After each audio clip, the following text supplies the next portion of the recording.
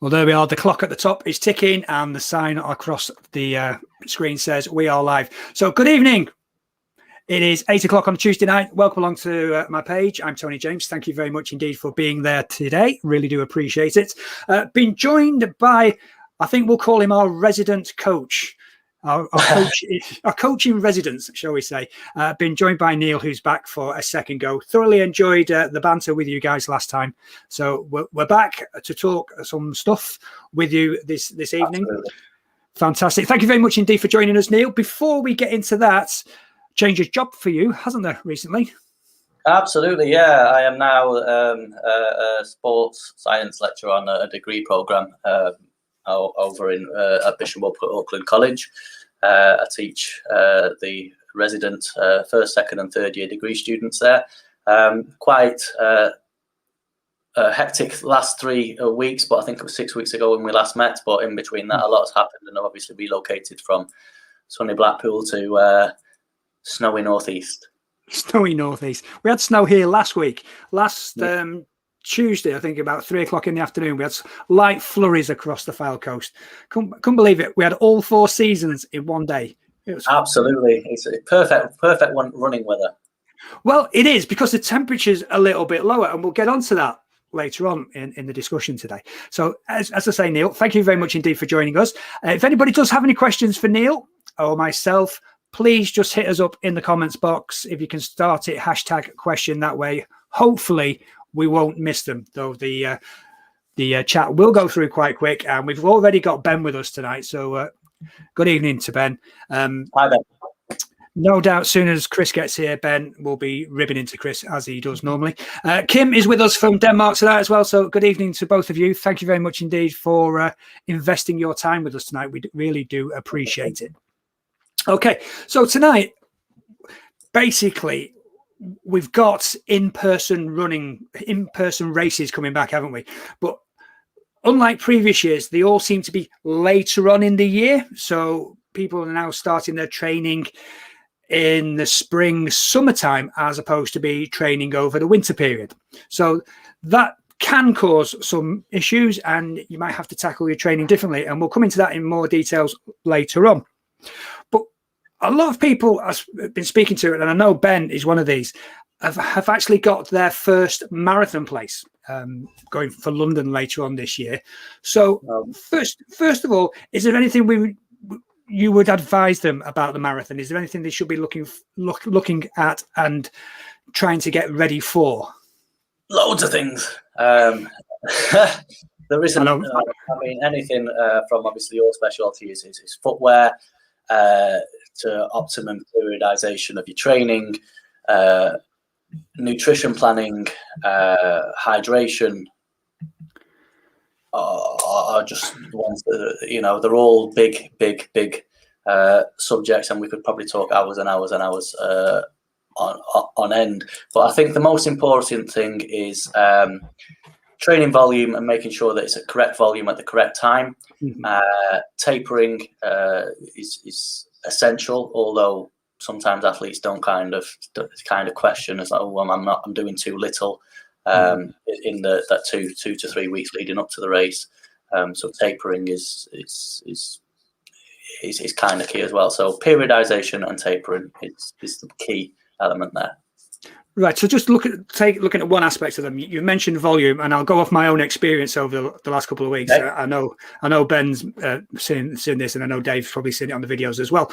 But last week, I suddenly jumped from 32 miles in the week to a 50-mile week. Okay. I can see you smirking already. Now, what happened was my miles had crept up, and I knew if I did 15 miles on my long run, I'd be able to get the 50 miles for the week. And I just wanted the accolade of doing 50 miles. So I went for it and did those 15 miles on my long run.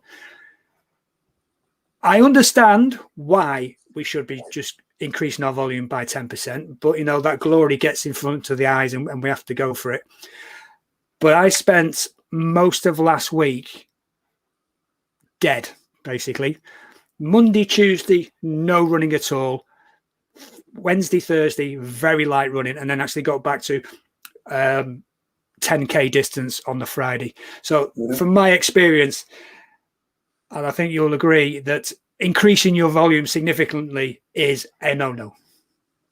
100%. And the reason for that is the stress that you're putting your body through is without even increasing your miles from 32 to 50 is significant. And if I'm presuming these runs were slow and long runs, what you're referring to, so these are predominantly being the aerobic energy system. Aerobic energy system, you convert glucose into ATP, which produces your energy for you and enables you to obviously your muscles to contract. Now it does that when oxygen is present, where in your anaerobic system, which is basically converts glucose again into ATP, but this time it does it when oxygen is not present. So that would be you'd have byproducts as lactic acid, etc., which you won't be able to sustain that pace for long. So you'd be working predominantly in the aerobic system, with it being a long and slow run. And as I said, in the aerobic system, you make glucose. You convert glucose into ATP and energy using oxygen. Now, with oxygen present, you create in your body oxidative stress. I'm not too sure if you've heard of oxidative stress in running, and it's caused by free radicals in your body or reactive oxygen species that you might find in academic literature. Now, these oxidative stress are just electrons, but electrons have got paired. Cells that have got paired electrons and they're missing one of the electrons, so they just go crazy and they start nabbing the electrons off healthy cells, and it causes muscle damage. And this is one of the reasons why you feel DOMS and pains and muscle ache after a run and leading a couple of days afterwards, and that'd explain why you're doing it. So one of the things that you could look at in terms of, even though you shouldn't be increasing your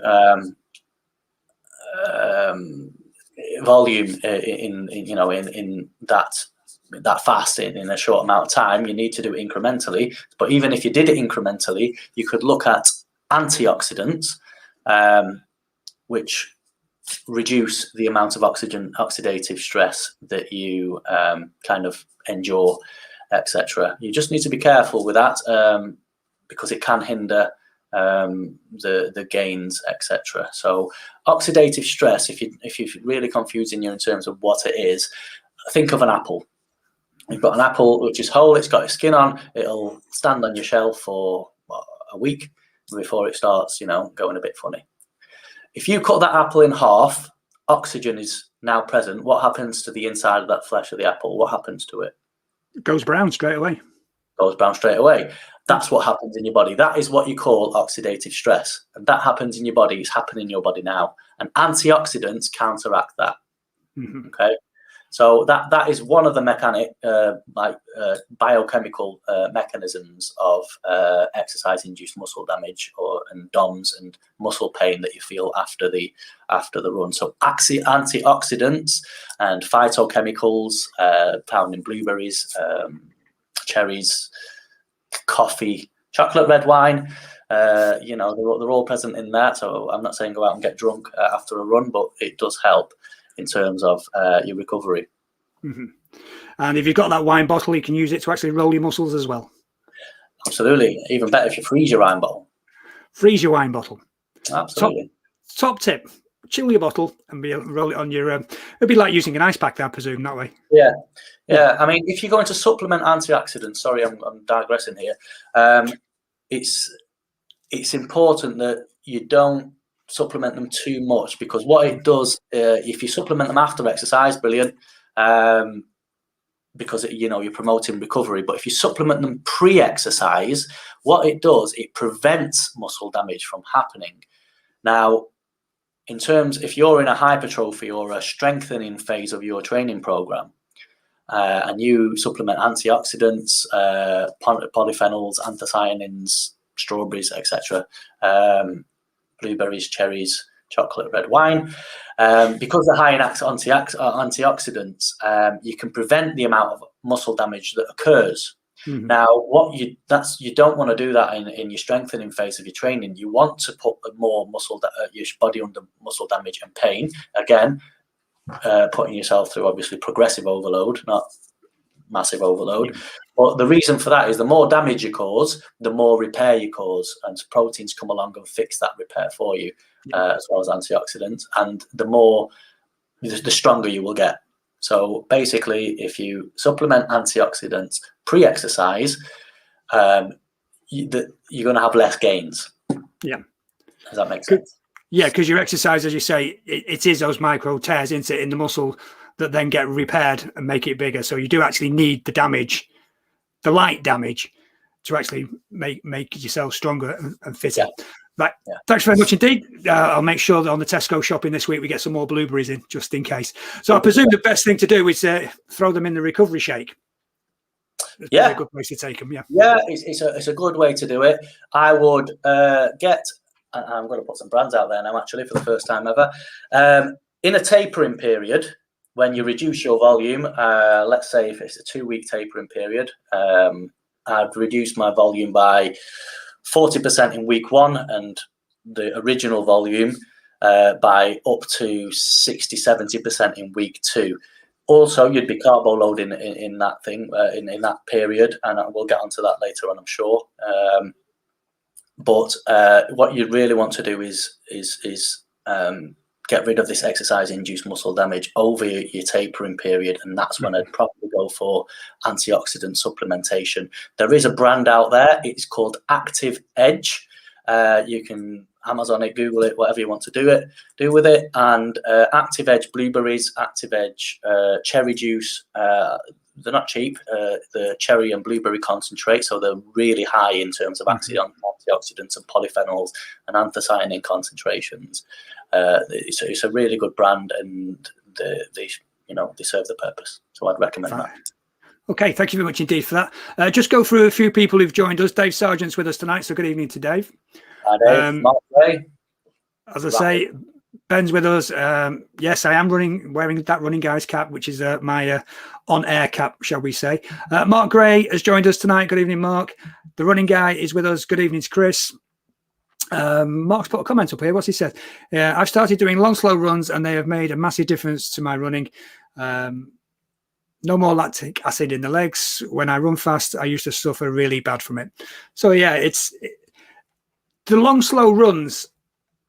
If you do them as part of your training and not solely as your training. I was watching a video earlier on from James Dunn, who was saying that if you just do long, slow runs, you make yourself a long, slow runner. So it's a case of doing those long, slow runs, but making sure you're getting the other work in there as well. The speed work, the hill work, and just varies. It's more 80-20 way of doing it as opposed to a marathon, which is just all straightforward long runs. What do you think about the 80-20 method, Neil? I never heard of an 80-20 method personally. I've not looked it up. In terms of lactic acid, though, I can. If you've done a long hard run, a long slow run, should I say? It's not lactic acid. I can guarantee that. Lactic acid is only produced in the anaerobic energy system. So for that, obviously, you need to be running at an intensity of approximately, depending on your fitness level, between 70 and 75% of your VO2 max. Mm-hmm. So you need to be on that aerobic threshold or your endurance threshold. So what an endurance threshold is, what feels easy and comfortable, mm-hmm. Or the maximum speed you can go without kind of fatiguing. So you just, your race pace. So if you're going over your race pace, you will produce lactic acid. So what you probably, or in fact, you definitely most likely felt there is exercise-induced muscle damage. So the reactive oxygen species that I mentioned in terms of oxidative stress would be the major cause of that. And also inflammation. Mm-hmm. But I'm not going to get into that because that's just. But it DOMS, and that's probably what you're going to suffer for. You don't get DOMS from lactic acid per se. You do in that energy zone, but you weren't trained at that time in that energy zone. Fair enough. Thank you very much. Ben says, that sounds wicked. I must be back after the blueberries. I'll be getting some of that. I need all I can get to beat Chris in London. Brilliant. Paul has joined us tonight from America, Dev Runner. I hit the track pretty hard for my last block. Made a difference when paired up with the long, slow run. So, yep. Yeah, I mean, your fast anaerobic training or your interval training, speed sessions, hill sessions, things like that, they will increase your VO2 max. So your let's say your current fitness at this moment of time, your maximum speed's there, your VO2 max, is here, which is your VO2 max. That's at your fastest pace. And then your aerobic threshold at 70-75% will probably be here.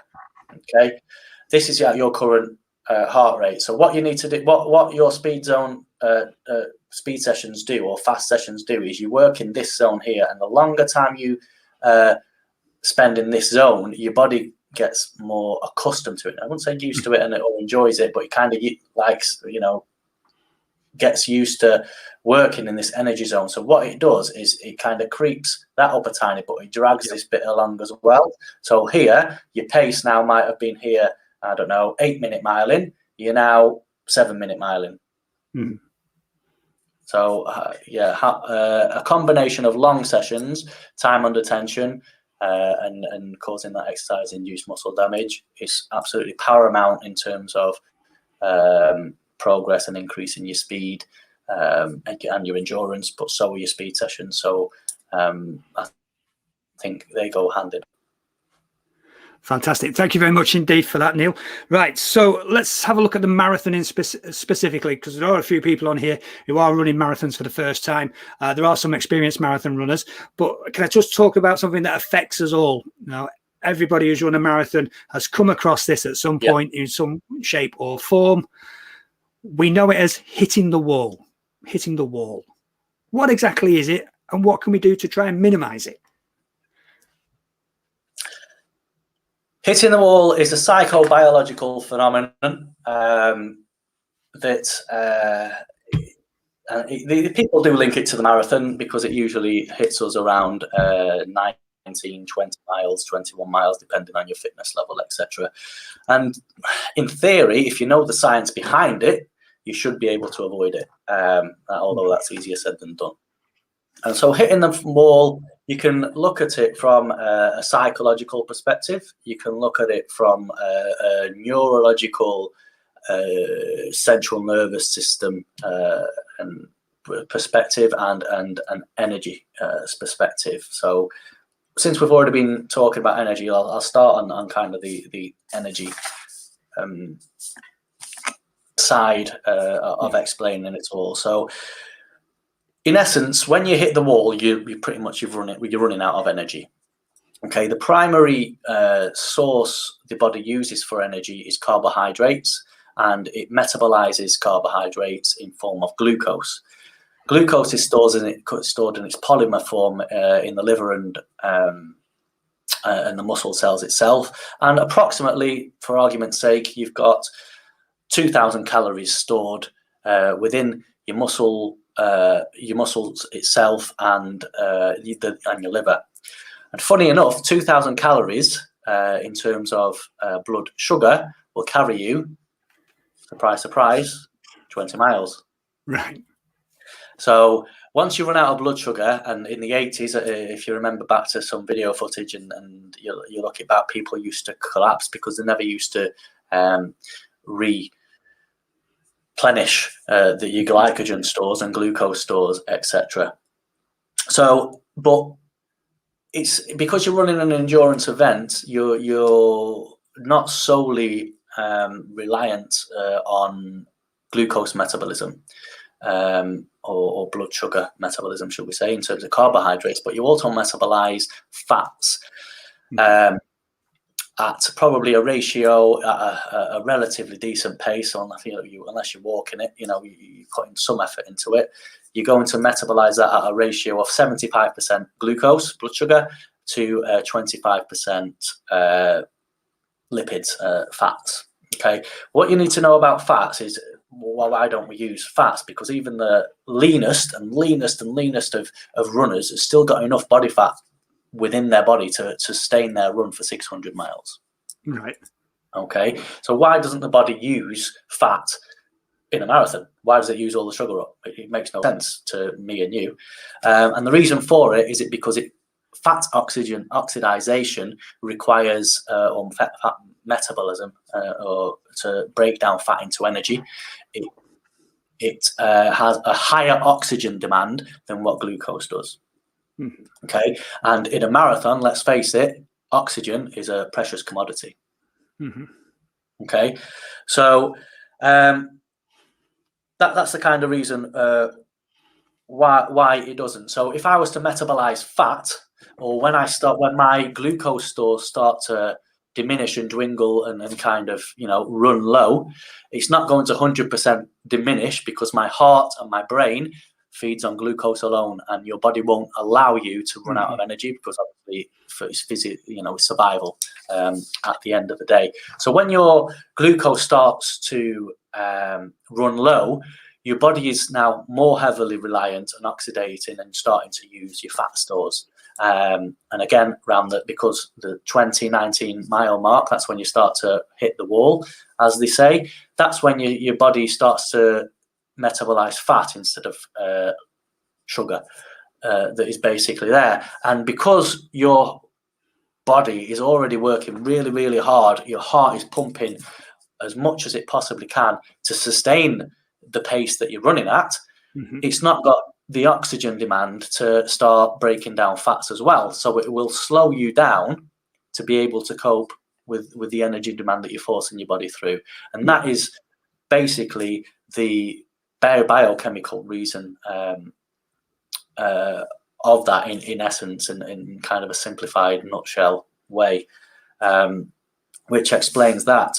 Now, there are ways of doing this. I'll touch on hydration a tiny bit. Obviously, to counteract this, so I've obviously explained what hitting the wall is in terms of biochemistry, and what happens in the human body. But how do the coping strategies work? So one thing is we've talked about tapering before, so I'd like to kind of dig back into tapering, and another bit is carbo loading that I think we mentioned earlier. Yeah.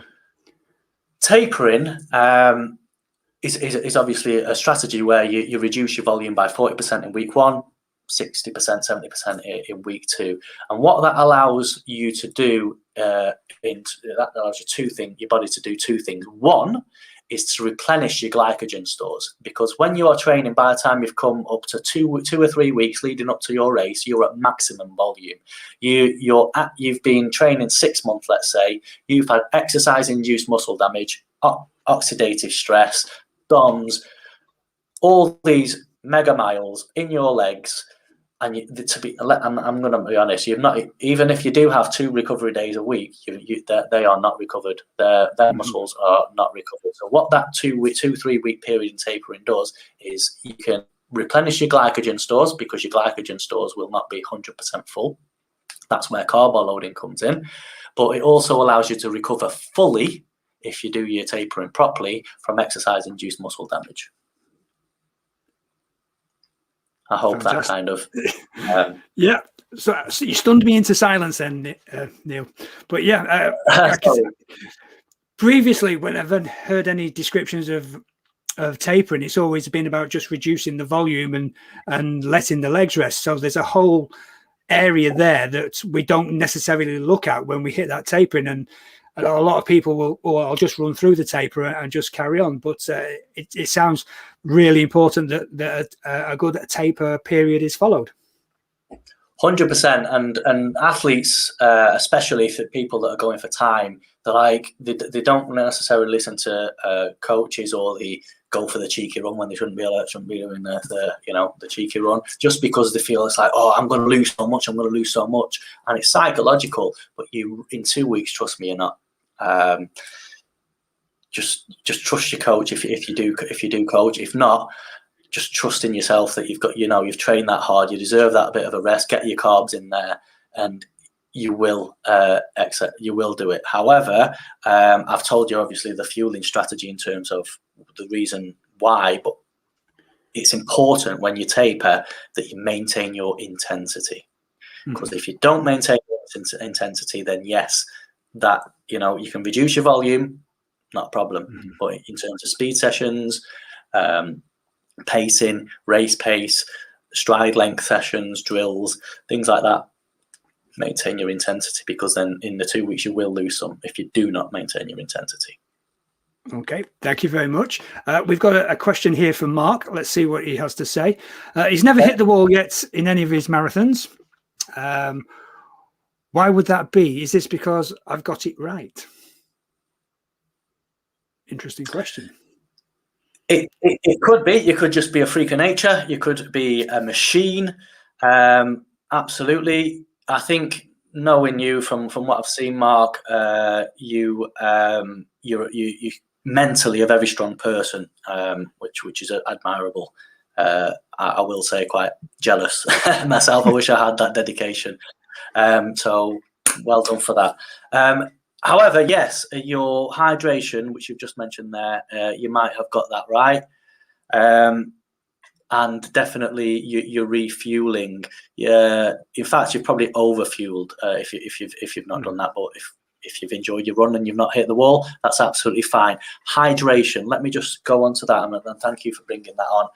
Even a slightest margin of dehydration can reduce your metabolic rate, so the rate at which you convert glucose and fats into energy, which basically you don't want. It can reduce that by up to 3%, even if you're slightly dehydrated. And dehydration is obviously, it can cause all sorts of dizziness. It keeps your moisture in your eyes. It keeps your joints lubricated, and it's really, really important. It helps with metabolism, all sorts of different stuff.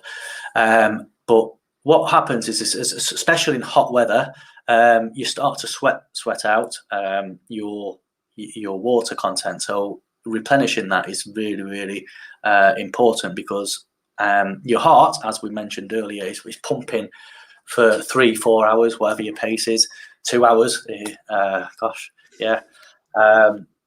It's pumping hard for that period of time, and it's working hard enough. Now, as you dehydrate, the consistency of your blood becomes more viscous and thick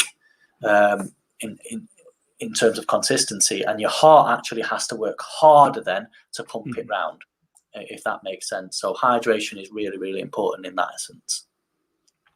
Okay, and how would you suggest we hydrate? Because it's not just a case of having a drink of water before you run. You need to be looking at hydrating a good 48, 24 hours ahead of a major run, don't you? I would link that in with hydration will help you with your carbo loading. When glucose gets stored as glycogen, it's a polymer form, so they all kind of merge together. Every glucose cell that gets stored with 3 water molecules, 2 or 3 water molecules. So it will increase your body weight as well, obviously having higher glycogen stores. So hydration will help with that, obviously the availability of water. So absolutely. In training, I would, well, on a daily basis, if you were training for a marathon, 2.5 liters of water is a minimum, and that's in the winter.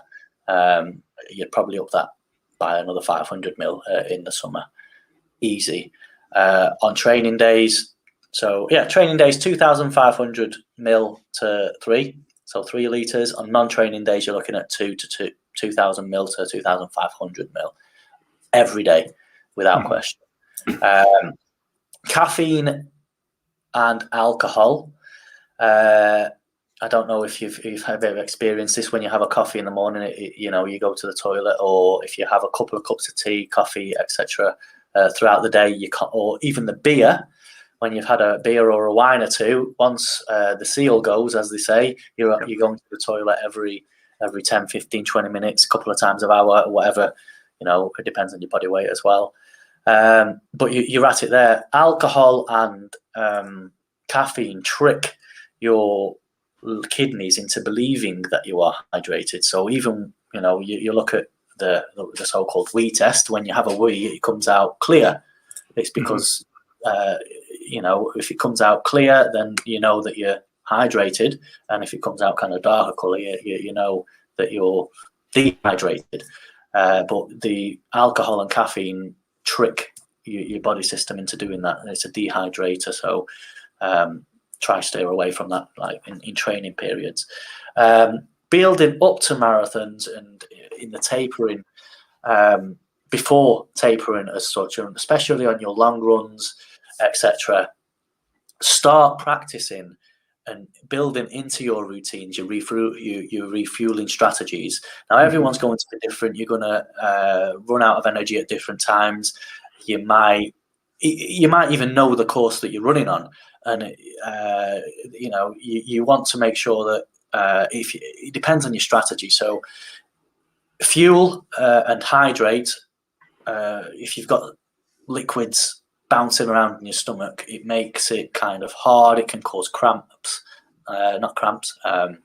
stitches to happen between your rib cages, etc., because your diaphragm's pulling down on the muscles a bit harder. So what I'd suggest is probably make hydration and refueling part of your training. So you're training your body to get used to having liquids and gels and gummy bears or Coca Cola, whatever your strategy is to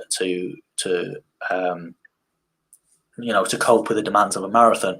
If you might want to say, do you know what, between mile 16 and 17, I'm going to give myself a slow mile. If you're going to give yourself a slow mile just to get, halfway through or whatever, that might be your strategy. Get your food in then. And your hydration in then. But I would, again, and as well, another variable, temperature. Yep. Hot weather, you're going to obviously need more in hot temperature than you do in a cooler temperature. Humidity, you're going to sweat more in humidity as opposed to non-humid days when you'll sweat less. So bear that in mind. Well, sorry, Neil. That's I was just going to say, it's get it into your training, because it's nothing new on race day. Don't try anything new on race day. So if you are doing these longer races, you really do need to get that refueling, nutrition and hydration sorted beforehand. Little things like taking somebody with you on a long run and just having them holding a cup, because that's something we don't train. Picking up a cup of water on the way around. How can you do that efficiently?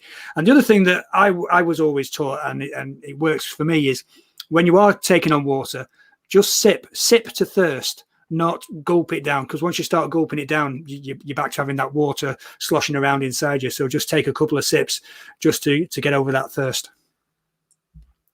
Absolutely. Dev's put a comment up on there in terms of electrolytes. I'd like if we can go on there one time and run through them. What Paul said here is all my books came from dehydration and low electrolytes. What he's mentioned, he's mentioned it further on, all his bonks, the American terminology for hitting the wall, was due to low electrolytes. We'll come back to that in a second. Ben says he'll be hitting the Evian hard before a race. He's just trying to be posh, saying Evian. Tap water will do. Mark says he drinks 3 to 4 litres a day. Must like the toilet. Be there quite a lot drinking that amount. How much he drinks during a marathon? Yeah, Mark, if you can answer that one, how much do you drink during a marathon? We'd be interested to know. Ben's still on about the Evian. Mark's mentioned tailwind here. Tailwind on race day works for me. It's perfect, along with the jelly babies. Yeah, we'll mention nutrition and carbs in just a while. But tailwind is a powder you add to water. And obviously jelly babies are absolutely fantastic and are the food of gods, and has got many a person through a marathon. So we'll come back to that. But you just want to mention what Paul Devrunner said about low electrolytes. Yeah, 100%. Now, electrolytes are basically sodium and potassium, as well as sugar, Lucozade and energy and water, etc. And that's why they are introduced. I don't know if I've already mentioned this on the last video that we did, or in a lecture that I've just done previously. They all seem to mingle in. But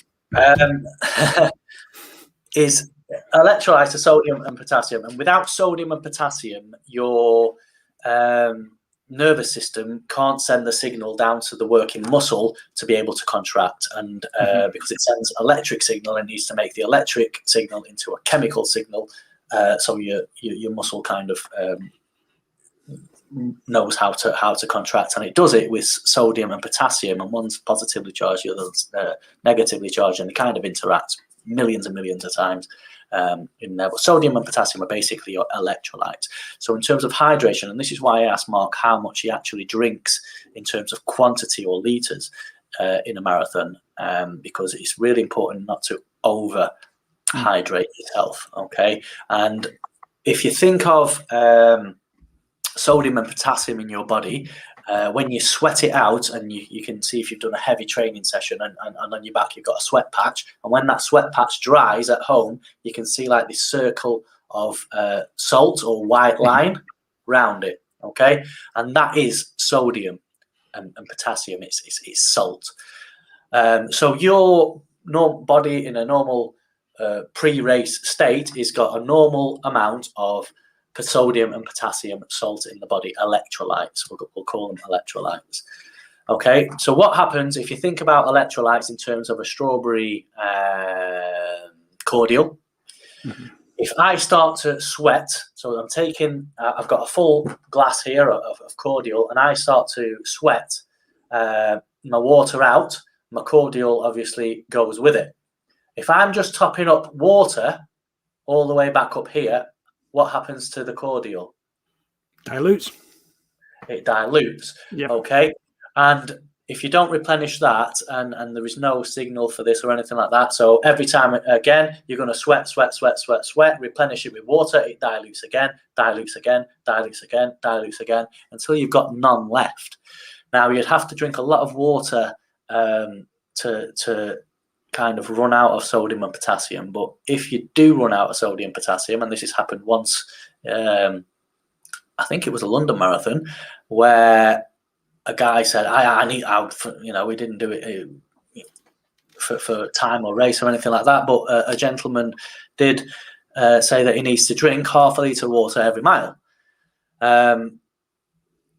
So something along them lines. It might have been a litre every half a mile or whatever it was. But anyway, he finished the race. He's done it. He's not replenished any electrolytes, sodium, potassium, etc. And his father himself saying, "Well done, son. Here's your last bottle of water. Have it." He downed his last bottle of water and died there on the spot. So there is no warning signals. There's no pain, obviously, other than hitting the wall and running out of energy. And there's enough pain in the marathon as it is. Other than that, there's no other kind of signals in terms of running out of sodium and potassium in your body. And I'm just trying to say, don't drink 13 litres of water, God forsake, during a marathon. So thank you, Mark, for answering that question, and thank you for obviously answering that, putting electrolytes in the subject there, because I thought it was quite important to not overdo it. Well, as you say, just drinking the water, you're not really replenishing the electrolytes. It's just the water itself. So that's why quite a few people carry electrolyte tablets and drop it in a bottle of water as they're going around. And then also a lot of the gels these days, as well as having the 22 grams of carbohydrates, can also have electrolytes in as well. Gels, right? Have you tasted that vile stuff? Yes. Some of it's good, some of it's not. Oh, it's supposed to taste of orange. It's never seen an orange in its life. Anyway, they are fit for purpose. But what I will give you some practical advice on in terms of gels is in its 100% concentrated form, your digestive tract struggles to digest it. Okay, you're having it and it's just lying there in your belly. Please do have a gel. Swill it down with at least 2 or 3 mouthfuls of water, just to dilute that concentration, to make it more absorbable, and you'll be able to absorb the rank stuff, and it'll actually give you the glucose that you need faster and more efficiently, as opposed to it sitting in your stomach for an hour. I've actually noticed that if I take a gel and a couple of sips afterwards, that's how it tastes the best to me, taking it that way. There are different gels, different tastes. The Kendall mint cake one is particularly nice. I do like that. But the one I've been using the most is the Morton ones. I don't know if you've come across those. The one that the elites are using these days, Kipchoge used it, and it's not a gel as such. It's a proper gel as opposed to the paste that you get in the normal ones. No taste to it, a little bit of sweetener in, but it's like chewing it before you swallow it. And that seems to work better for me than your standard science in sports ones. But as you say, the fit for purpose, but you find out what works for you best.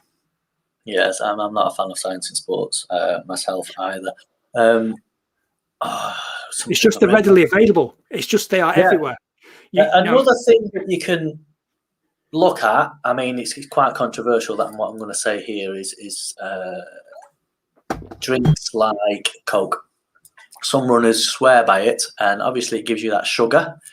I wouldn't put Coke in my body.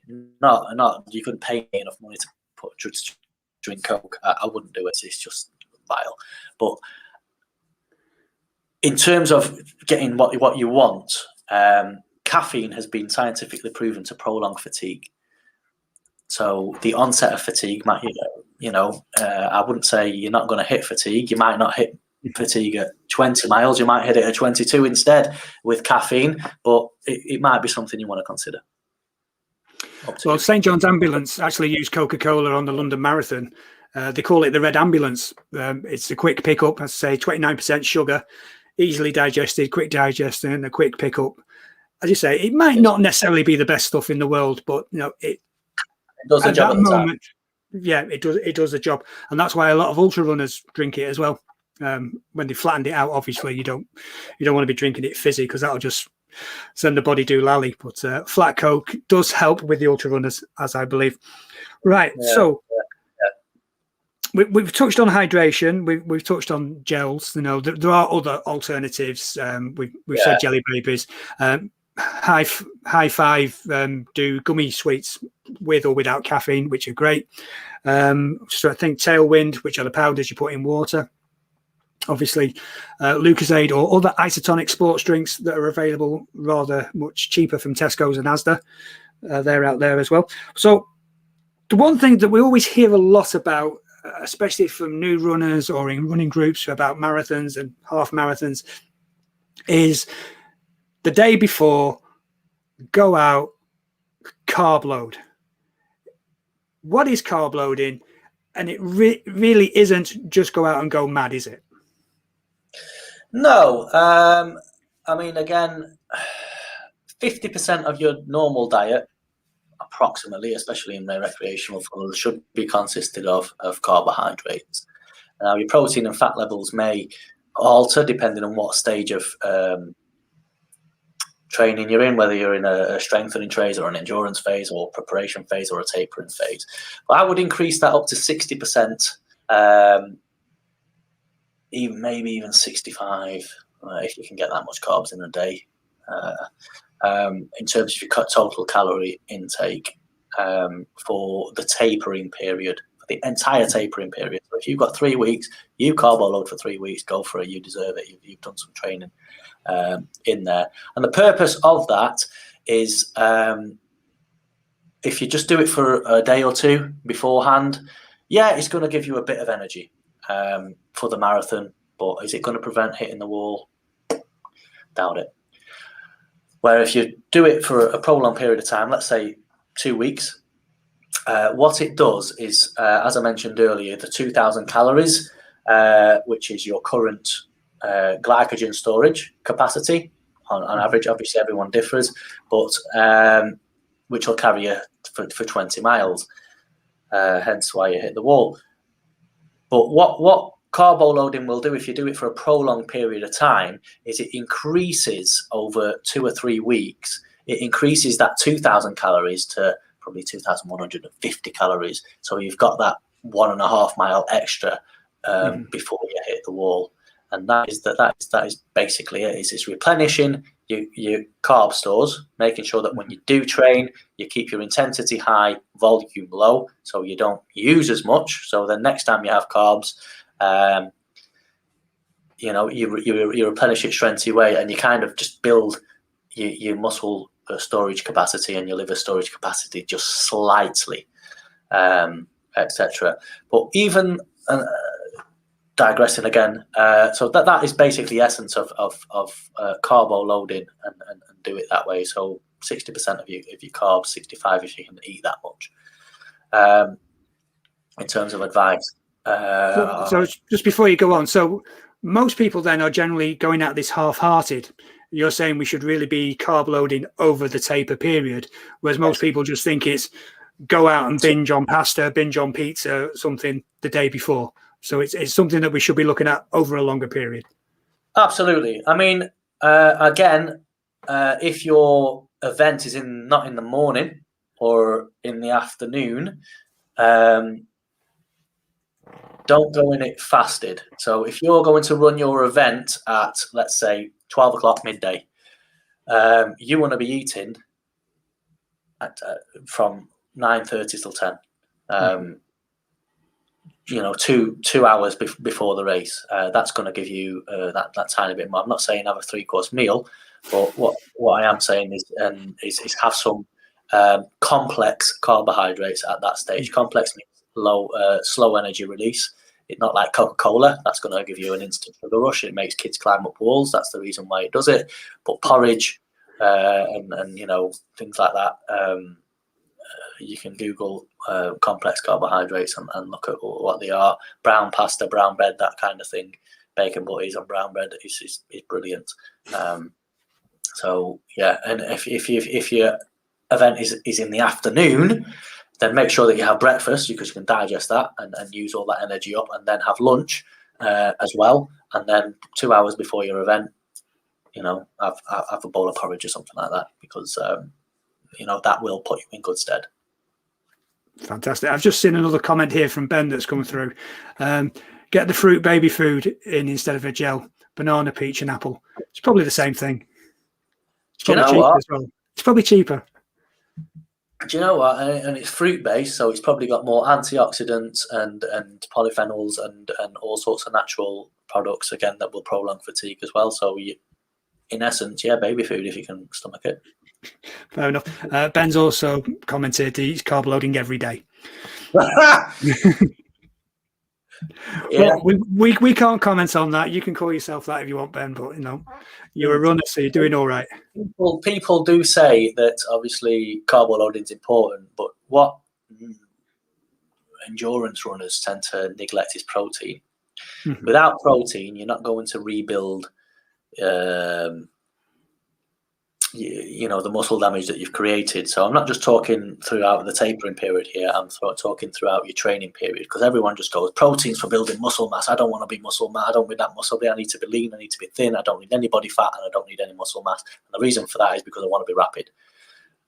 Fair enough. There is a body image for fast and rapid runners and no body fat and etc. And to a certain extent, I agree with that. But in terms of recovering from exercise-induced muscle damage and the inflammation side of things, not necessarily the oxidative stress that we mentioned earlier, you've also got protein degradation and muscle tears. And muscle tears are repaired by proteins. Proteins, the building blocks of proteins are amino acids, and without amino acids or without enough amino acids, you're not going to repair the damage.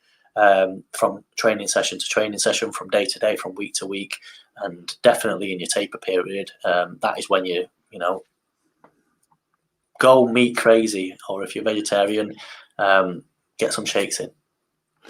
So you often hear people going on about protein, but nobody ever says how much protein do you need. So putting you on the spot, Neil, what should your normal protein intake be?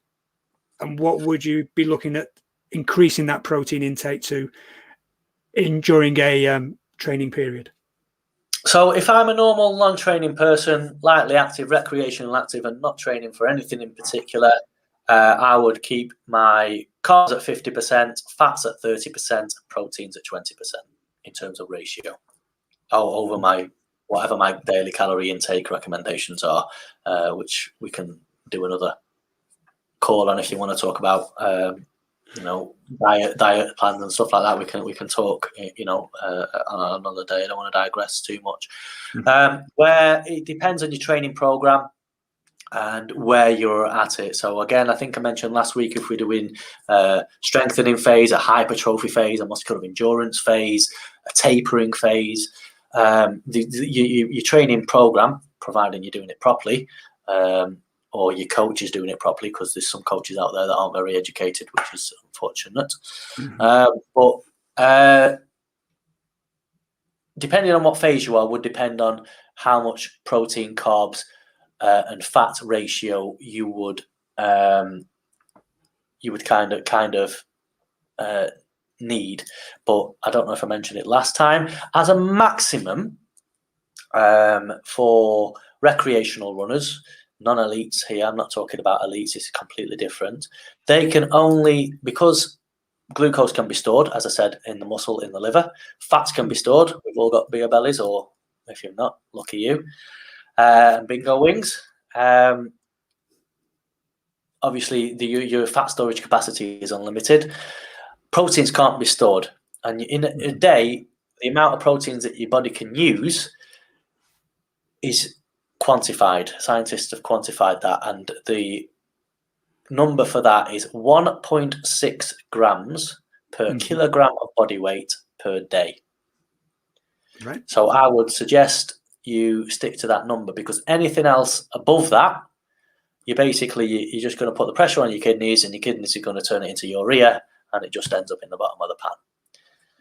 So if you have protein powder and you supplement, let's say the protein box says you need 3 scoops a day, which gives you 90 grams of protein, and you have to have that, you'll go through 2 kilos of protein in 30 days.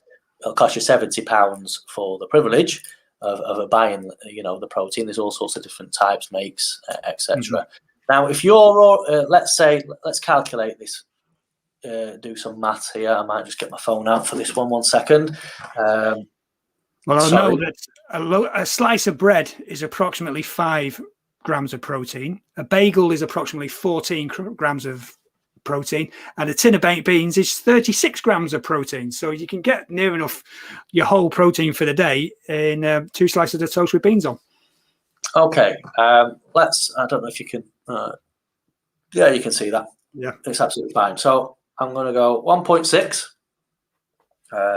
Sorry, there. Yep. 1.6 times a body weight. So let's say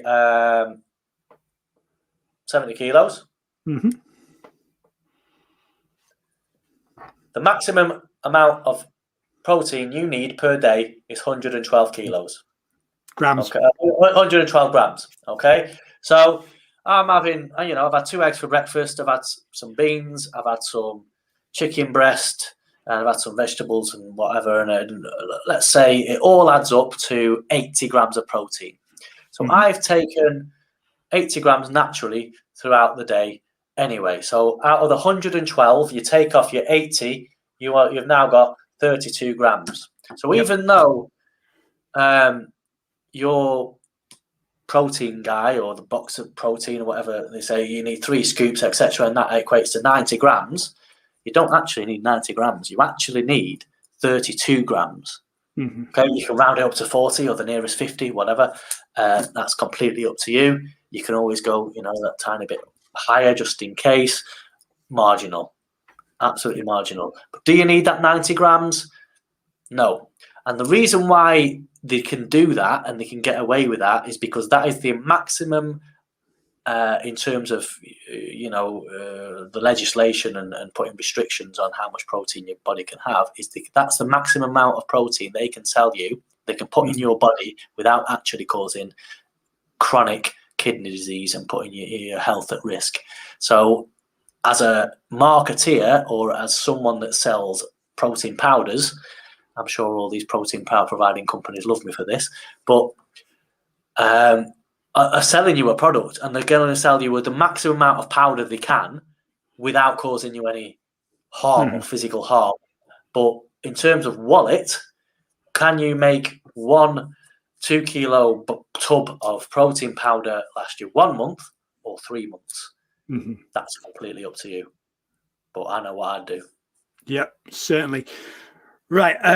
We're running out of time tonight. We're nearly at an hour already, Neil. How's that happened? So last couple of minutes, if anybody's got any questions, please raise your hand now. Type it in the box. We'd love to hear from you. Andy Hall, old school carb loading from Andy. Chips equals carbs, fish equals protein, and gravy is hydration. Not quite on the gravy, but I'll give you the rest. Fair enough. So Ben says Andy's nailed it with that one. So well done.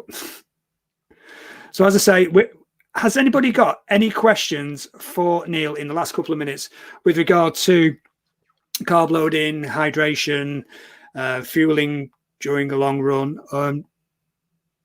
Basically, before we disappear, well, those questions are coming through. What should we be doing differently for running in the warmer weather that is allegedly round the corner? Warmer weather will obviously increase your dehydration rate. So hydration is one of them. Cramp, dehydration, you'll increase the ratio of cramp, etc. Another couple of coping strategies to make sure that you don't overheat or hyper thermoregulate, if you will, is your clothing. So make it microporous clothing, change your clothing, shorts, etc., which will help thermal regulation. And you might find, especially if you slightly overweight or you're carrying a few extra pounds, the more fat, subcutaneous fat you've got, the more insulation that is. So your ability to thermal regulate effectively is reduced until you lose that body fat percentage, etc. So just be aware of that. So what happens is you're at rest, your subcutaneous, so surface, just under your skin, your temperature of your blood is around about 33 to 35 degrees Celsius. Obviously, your core temperature is 37 to keep us nice and healthy. But as we exercise, your core temperature rises, because to generate this energy, your heat rises as well. Your core temperature kind of augments through the roof, and your core temperature rises. That's censored by the brain saying, "Oh my God!" It's like when you're ill, you don't feel that well as such, and your heart has to then work even harder in the heat to cool down your body. So what it does, it sends the blood to the surface of your skin. So a lot of people go red in the face at that point, especially as they transition from winter to summer training. And the reason for that is obviously so your blood can interact through the surface of your skin, and it can use evaporation, convection, and conduction to lower the temperature of the blood before it has to go back into the working muscle again. So, and it can affect performance. So it can make you lightheaded, it can make you out of breath. So you need to be kind of aware of your body, instead of not just working hard to send the blood and the oxygen and all the nutrients down to your legs and your arms and your working muscles that actually create the movement and contract to be able to perform your exercise, but it's also working extra hard to send 60% of your blood volume to the extremities, to the outside of your body, to make sure it cools itself down so you don't overheat. Because if you're overheated, obviously, you get above 40, you're close to death, which is not nice. So it's the complete opposite of what happens when it's cold. So just, especially if you're a tiny bit overweight or a bit of a higher BMI, should we say, just be really, really cautious about the physiological changes transitioning from spring to summer training. Fantastic. Right, we just got one question in from Mark, and it's, how's your new adventures going? I'm heading 5K with 20. Oh, I know. Mark's run a sub 20, basically. He has. It must be the PNF. Awesome running. I think I did comment on your Facebook the other week. I'm jealous. I've not run a 5K. I'm hoping to get a park running soon. I've just joined Cork Athletics Club.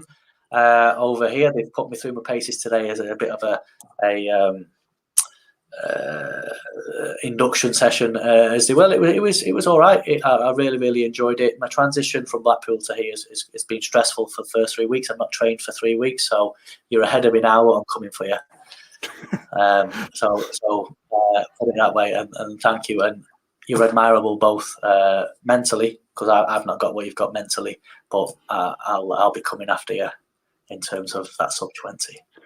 Fantastic. And I think on that bombshell, we shall leave it there. Thank you, everybody, for being with us tonight. We really do appreciate it. Thank you for the chats. Thank you for the questions.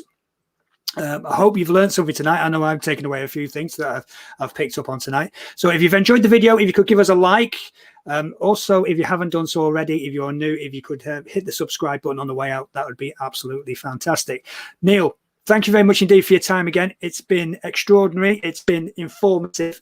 I think we've all learned a lot tonight, and I think as you are the resident expert, we will drag you back again in a couple of let's talk nutrition next time, maybe, also some psychology in terms of coping strategy, which we did. Let's do it. That's an idea. If you want to leave a comment, not on the live comment, but on the video afterwards, if you want to leave a comment on what you would like Neil to discuss next time, as you just said, coping strategies and nutrition are a couple of aspects we could look at. Please leave some suggestions in the comments below. That would be absolutely fantastic.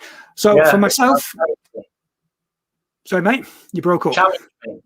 Challenge Neil. That's a whole new series. Challenge Neil. Right. There you go. We'll leave it there. Thank you for watching.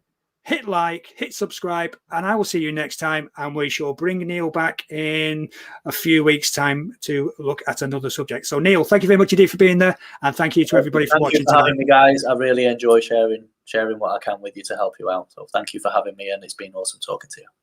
Right, Neil, thank you very much indeed, mate. No worries. Thank you.